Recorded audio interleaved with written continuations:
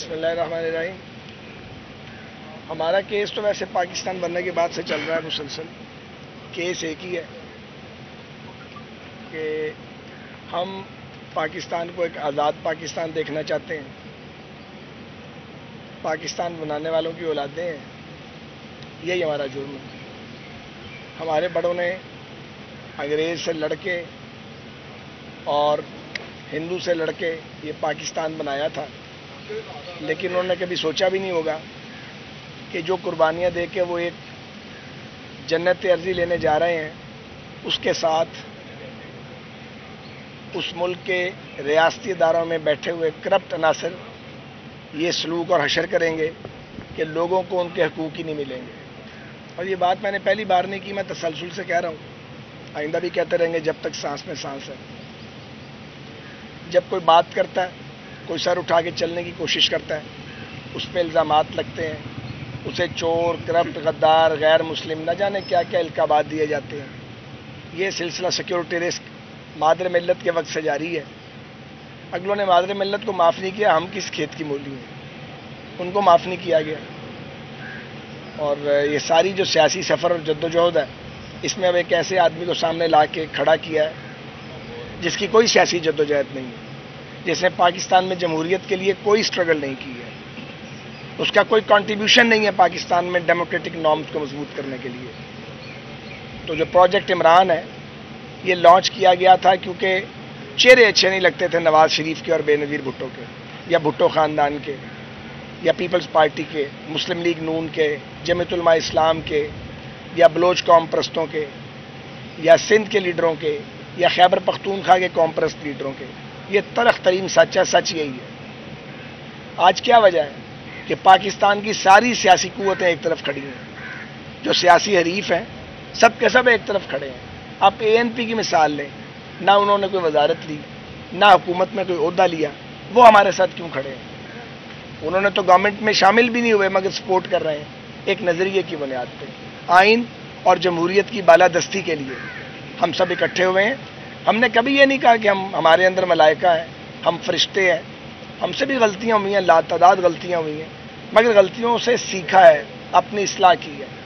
ایک ایسا آدمی سامنے کھڑا کر دیا لا کے، اس پہ باقاعدہ انویسٹمنٹ کی گئی ہے، اس پہ پاکستان کے اندر سے بھی انویسٹمنٹ کی گئی، ملک کے باہر سے بھی انویسٹمنٹ کی گئی، اور ایک ایسا آدمی گھڑا گیا کہ جو تھرڈ فورس بنایا جائے۔ وہ الگ بات ہے، پروجیکٹ ناکام ہو گیا، کیونکہ بدنیتی کی بنیاد پہ جب آپ کام کریں گے تو ناکام ہوں گے۔ اب بعض لوگ ہیں ان کو ٹھنڈ نہیں پڑ رہی، وہ ابھی بھی موجود ہیں، جو 2011 میں جنہوں نے لانچنگ کروائی تھی، 2014 کے دھرنوں کو سپانسر کیا تھا، اور ابھی تک وہ یہ سمجھتے ہیں کہ کسی طریقے سے بازی کو پلٹایا جائے۔ یہ ملک کی خدمت ہے۔ جمہوریت اور آئین اور حقوق مانگنے والوں پہ کیسز بنا دو۔ یہ 5 سال سے ہم یہاں پہ آتے ہیں، پیشی دلوا کے چلے جاتے ہیں۔ کیا ہم نے لوٹا؟ مجھے بتائیں جی، کیا لوٹا ہے؟ وہ لوٹ کا مال کدھر ہے؟ وہ لوٹ کے مال کا ثبوت کیوں نہیں دیا گیا آج تک؟ کیا لوٹا ہے؟ اسی طرح نواز شریف، شہباز شریف پہ الزامات لگے، ہماری جماعت پہ کھربوں روپے کی ڈیولپمنٹ کروائی ہے، وہ ڈیولپمنٹ کا الزام کیوں نہیں لگا کہ اس میں کچھ کھایا ہے؟ کھربوں روپے کے پروجیکٹ لگائے ہیں، اس کا الزام کیوں نہیں آپ لوگ لگا سکے؟ ذاتی حملے کرنے، کردار کشی کرنی، پھر سوشل میڈیا کے ٹرینڈ سیٹ کروانے، یوٹیوبرز کے ذریعے، ٹک ٹاکرز کے ذریعے۔ یہ پیسہ کہاں سے آ رہا ہے جو استعمال کرتا ہے عمران خان اور اس کے سہولت کار ہے؟ تو اب وقت آ گیا، بہت ہو گئی ہے۔ بڑا احترام کیا ہے، بڑا برداشت کیا ہے، بہت صبر کیا ہے، جیلوں میں گئے ہیں، پھر بھی عزت کی ہے۔ الیکشن چھین لیا گیا 2018 کا، نہ چاہتے ہوئے بھی اس کو مان لیا کہ ڈی سٹیبلائز نہ ہو جائے پاکستان۔ اب کیا گناہ کیا اگر ہم نے عدم اعتماد کی ہے؟ کسی سے مدد لے کے تو نہیں کی ہے۔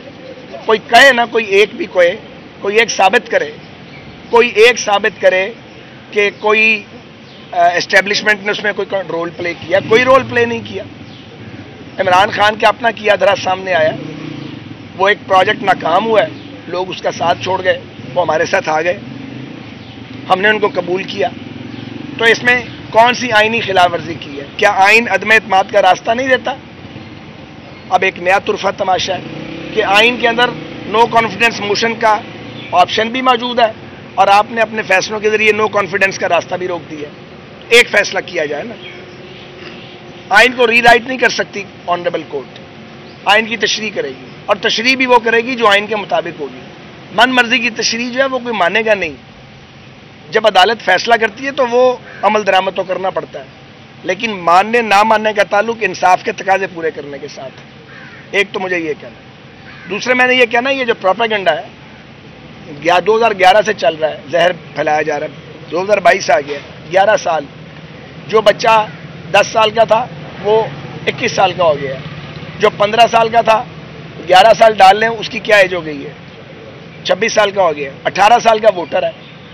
تو آلودہ کیا گیا ذہنوں کو, جی یہ چور ہیں اور یہ مہاتما ہے.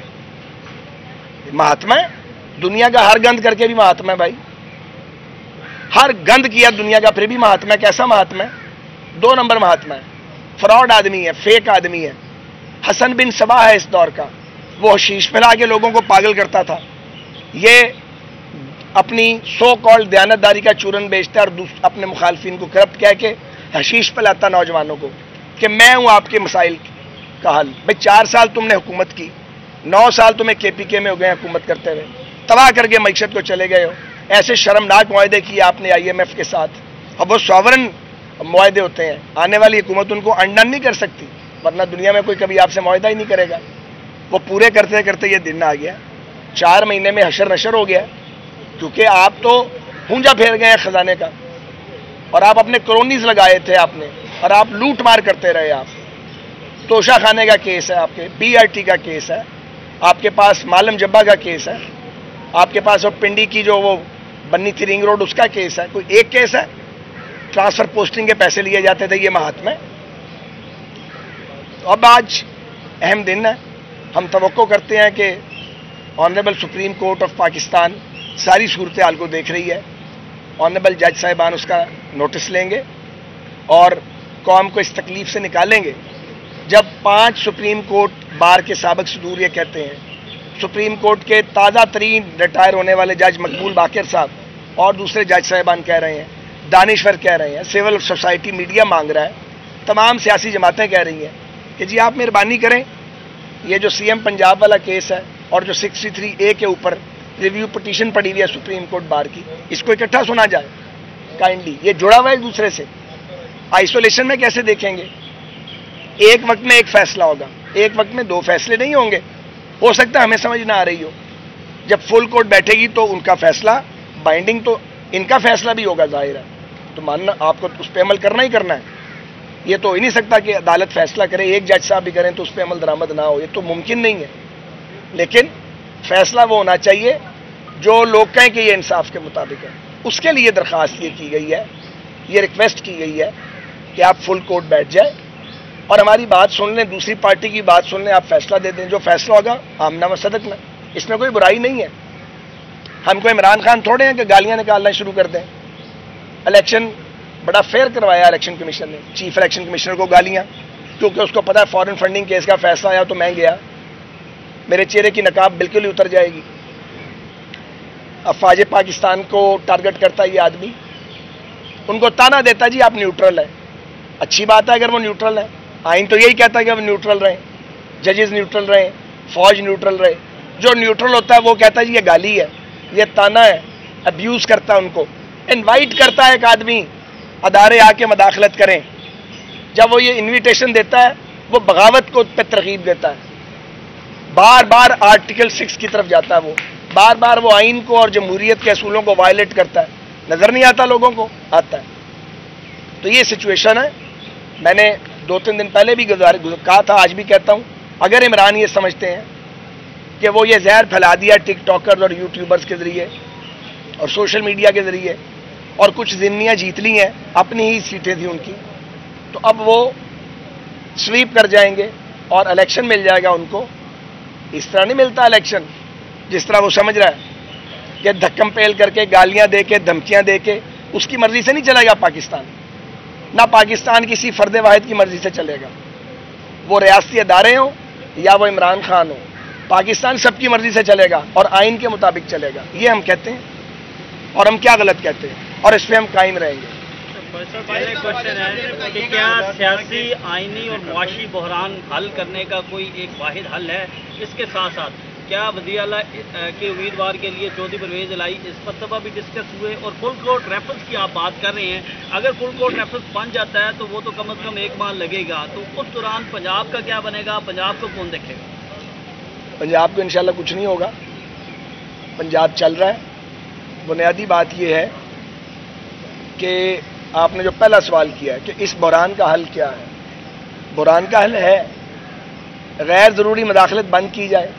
जो सहूलतकार बैठे हुए हैं रियासती अदारों में, जहाँ से जलजला आता है वो सबको पता किधर से जलजला आता है, वो वहाँ पे सुकून और सब्र आ जाए, पीस आ जाए, और पॉलिटिशियंस को आप फैसला करने दें।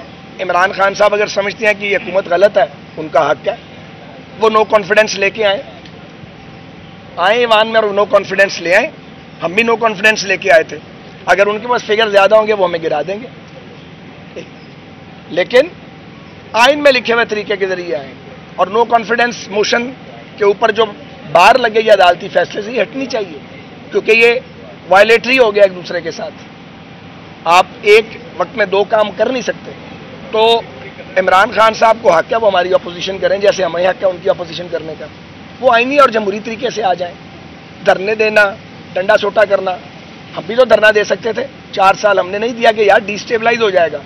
तो इकॉनमी को अगर हम चाहते हैं ठीक हो, जो होनी चाहिए हाथ से निकल रही है, उनके किए हुए कार्रवाई है, तो वो जमहूरी नॉर्म्स में है ना, जमहूरी बरादरी से बात करें, और नहीं करनी तो ना करें।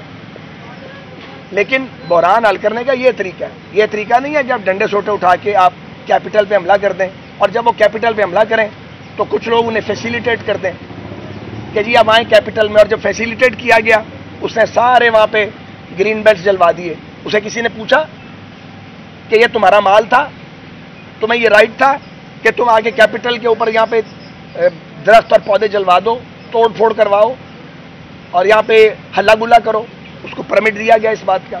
इस तरह नहीं मुल्क चल सकता, सबके साथ एक जैसा सलूक करना पड़ेगा। ऐसा ये बताइएगा कि आपने कहा कि इमरान खान को लॉन्च किया गया, लेकिन सर ये कश्ती तो डूब रही थी, आप इस कश्ती में इमरान खान को बाहर निकाल के आपने खुद छलांग लगाई, तो क्या आप समझते हैं कि आपका वो फैसला गलत था डूबती कश्ती में सवार होना? अगर इमरान खान पे नो कॉन्फिडेंस ना आता तो सुन ले क्या होना था। ईवीएम के जरिए 2/3 मेजॉरिटी दिलवाई जानी थी इमरान खान को, नंबर 1।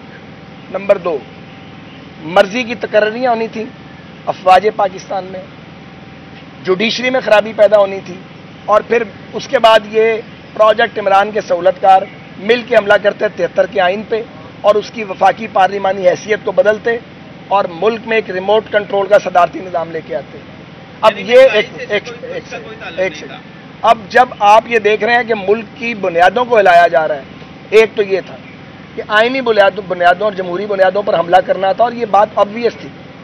मिसाल के तौर पे अकाउंटेबिलिटी के कोर्ट्स के अंदर रिटायर्ड जजों का क्या तुक था कि सेशन जज को आप हाई कोर्ट के जज की मराद दो, रिटायर्ड जज को, और फिर मर्जी के फैसले करवाओ। ये सारा कुछ था। और फिर सबसे बढ़ के ये जो इकोनॉमिक मेल्ट डाउन था। लेकिन हमने तो ये तसव्वुर भी नहीं किया था कि जब आप एक आइनी तब्दीली लाएंगे, उस आइनी तब्दीली के पैर नहीं लगने दिए जाएंगे और उसके खिलाफ साजिश जारी रहेगी, और साजिश में इमरान अकेला नहीं होगा, उसके सहूलतकार भी होंगे। इसलिए हम बार बार ये कहते हैं कि सहूलतकार बाज आएँ, उन्हें ठंड पड़नी चाहिए, आराम से बैठ जाएं और 22 करोड़ लोगों को अपने मुकद्दर का फैसला करने दें।